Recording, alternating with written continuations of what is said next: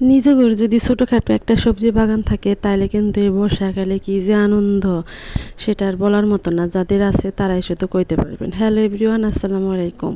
এই যে দেখতে পাচ্ছেন আমার বাগানের টাটকা হচ্ছে পুঁই শাক। এই শাকটা হচ্ছে আমাদের বাগানে হয়েছিল, সেখান থেকেই তুলে নিয়ে আসা হয়েছে। আর সঙ্গে দেখেন কচুর ফুল। আমি জানি না এই কচুর ফুল কী কাজে লাগবে কিংবা কিভাবে খাওয়া যায়, জীবনে ওই রেসিপি আমি চোখে দেখি নাই।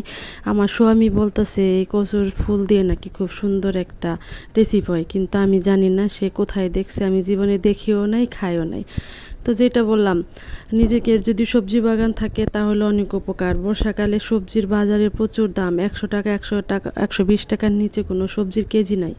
তো সেটাই, নিজেদের যদি একটু বাগান থাকে সেখান থেকে টুকটাক করে নিজেদের খাওয়া চলে যায়। তো এই যে দেখতে পাচ্ছেন আমি বাগান থেকে টাটকা শাক তুলে নিয়ে এসে সেগুলো কেটে ধুয়ে সুন্দর করে বেছে এই যে পরিষ্কার করে নিয়ে রান্নাও শেষ করে ফেললাম। আর এই শাকটা আমার ঘরে সবাই খুবই পছন্দ করে, আমার নিজেরও খুব পছন্দ। শাক আর সাথে একটু ডাল হইলে